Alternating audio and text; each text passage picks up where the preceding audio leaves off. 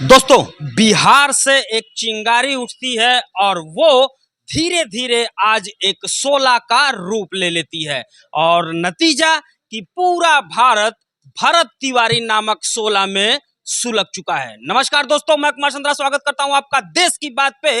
देश की बात जहां करते हैं मुद्दे की बात आपके साथ, और मुद्दा है कि बिहार पुलिस के द्वारा इनकाउंटर एक किया जाता है और इस इनकाउंटर में अब ये चीजें निकल कर आ रही हैं कि बिहार पुलिस के शीर्ष अधिकारी स्वयं स्वीकार रहे हैं कि नहीं, कहीं न कहीं चूक हुई है।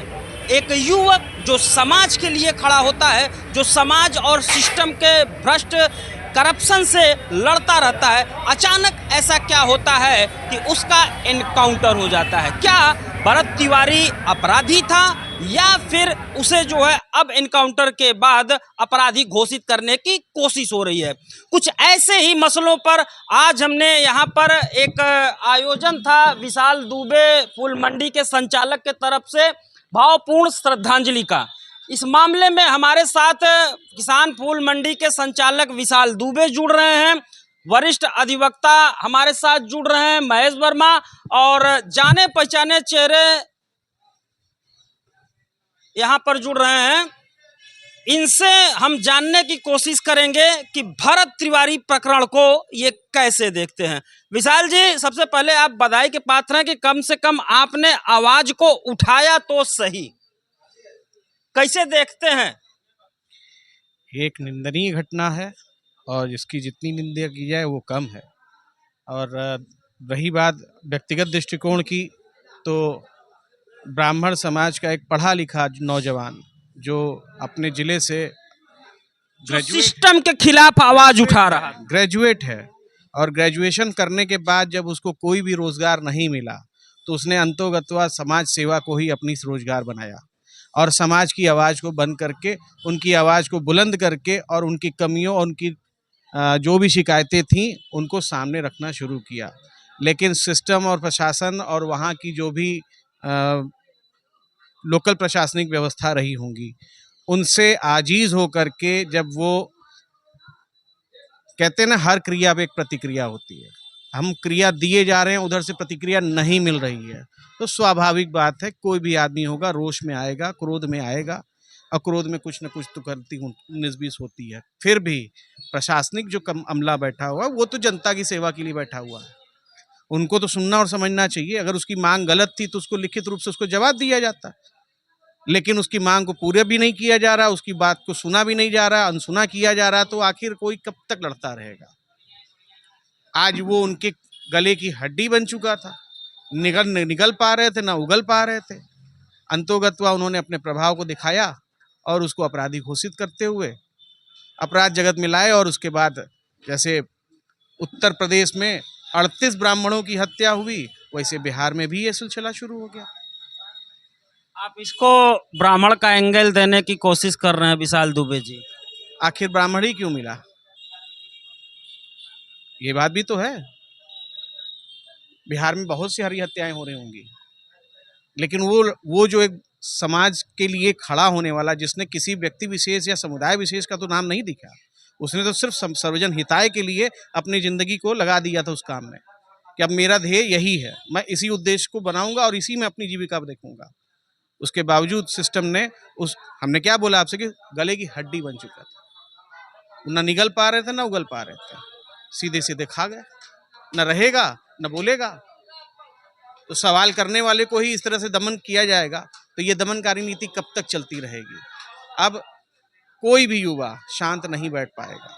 आपकी इस घटना से हर किसी को आघात पहुंचा है। हर कोई अब ये विचार कर रहा है कि क्या इस लोकतांत्रिक देश में, इस लोकतंत्र में हमारा अधिकार अब कहाँ सीमित रह गया है कि संविधान तक ही समेट के रख दिया गया है। ये तो मेरा लोकतांत्रिक अधिकार है कि हम अपनी बात को खुले समाज में कह सकते हैं, बोल सकते हैं। सिस्टम के खिलाफ, प्रशासन के खिलाफ, जो प्रशासनिक अमला है उनके खिलाफ हम अपनी बात को कह सकते हैं, बोल सकते हैं। अगर ये भी अपराध है तब तो हमारे ख्याल से पूरा हिंदुस्तान और पूरे हिंदुस्तान के सारे समाज के सभी वर्ग लोग सभी अपराधी घोषित किए जा सकते हैं। तो आम हो गया, हर किसी को किसी न किसी तरीके से आप फंसा करके उसकी हत्या करवा देंगे, अपराधी बना देंगे। दर्द कहाँ है? एक युवक जो सिस्टम से लड़ रहा था वो इनकाउंटर में मारा जाता है, या फिर जो है एक ब्राह्मण युवक सिस्टम का शिकार हो गया? देखिए, पहला पहला दर्द तो यही है कि एक युवक मारा गया। उसका दोष क्या था, उसकी गलतियां क्या थी? उसने बस समाज के लिए प्रशासन से सीधे तौर पे सीधी बातचीत की, खुद के लिए नहीं, उस सर्वजन हिताय के लिए। दूसरा, वर्ण व्यवस्था में ब्राह्मण को सर्वोपरि क्यों रखा गया है? हम शस्त्र भी लेके चलते हैं और हम शास्त्र भी लेके चलते हैं। हम शास्त्र पहले लेके चलते हैं, जब शास्त्र काम नहीं करता तब हम शस्त्र चलाते हैं।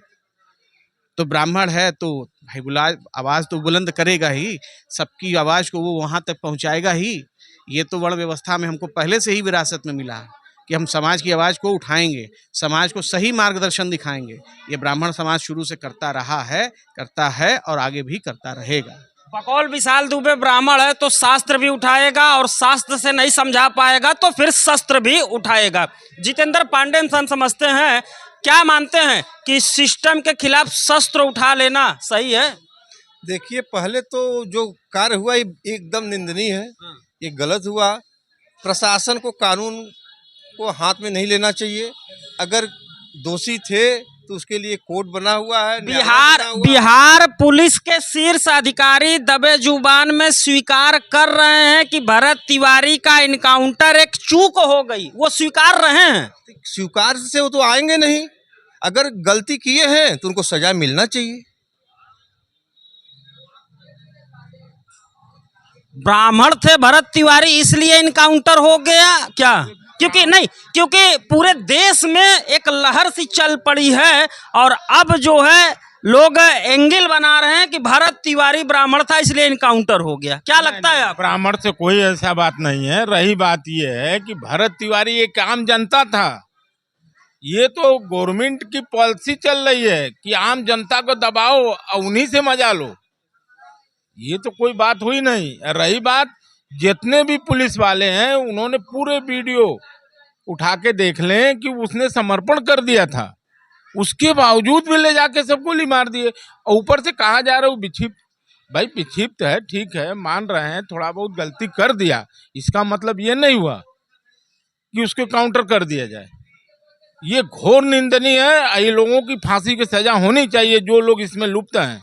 हमारी मांग यही है। रही बात हमारा अधिवक्ता होने के नाते, मैं अधिवक्ता परिवार, अधिवक्ता समाज को एक ऐलान करना चाहता हूं आपके माध्यम से कि वो इस प्रकरण में आवे, कानून का पाठ पुलिस और सरकार को सिखावें। हम ये जानते हैं कि ऐसा अब कार्य दोबारा न हो इन लोगों के द्वारा। इन्हीं की ओर से ये लोग बैठ के मजा ले रहे हैं, आम जनता इस तरह मारी जा रही है। हम तो यही कहेंगे ना। रही बात, हम आज ऐलान करना चाहते हैं बिहार के अधिवक्ता बंधुओं से आपके माध्यम से कि इस बात को प्रकरण लावे। यहाँ से मैं यूपी से मैं अधिवक्ता बंधुओं को ऐलान करता हूँ। अधिवक्ता महेश वर्मा समस्त देश के अधिवक्ताओं से आह्वान करते हैं कि भरत तिवारी की आवाज को बुलंद किया जाए। युवाओं के लिए जितेंद्र पांडे समाज सेवी का क्या संदेश रहेगा इसी प्रकरण में? इन्होंने तो ऐलान कर दिया अधिवक्ताओं से कि आगे आइए। जितने भी युवाओं हैं इसको संघर्ष करें, पीछे न हटें, क्योंकि ये आने वाले समय और गलत होगा। यही मेरा ऐलान है। अगर आज आवाज नहीं उठाई गई तो बकौल जितेंद्र पांडे और भी दमनात्मक चीजें हमें देखने को मिल सकती हैं। क्या मानते हैं विशाल दुबे? मैंने तो पहले ही कहा, ये दमनकारी नीतियां हैं।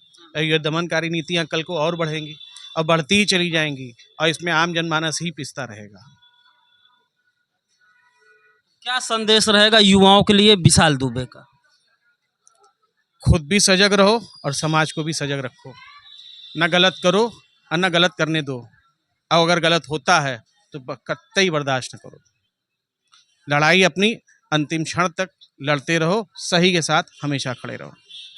लड़ाई अंतिम क्षण तक लड़ते रहो, सही के साथ खड़े रहो, न गलत देखो न गलत सुनो, और जहां गलत होता हो वहां पर एक जोरदार आवाज बुलंद करो। हम उम्मीद करते हैं कि वाराणसी के किसान फूल मंडी से इस श्रद्धांजलि सभा का जो मकसद है कि युवाओं में एक ऊर्जा पैदा करना, वो ऊर्जा जरूर पैदा होगी। और ये जो यहाँ पर आयोजन किया गया भरत तिवारी के लिए, ये 16 पूरे देश में एक बड़ी सी चिंगारी के रूप में फैलेगी और सभी लोगों को जो भ्रष्ट सिस्टम है उनसे लड़ने के लिए हमेशा एक नई ऊर्जा देती रहेगी।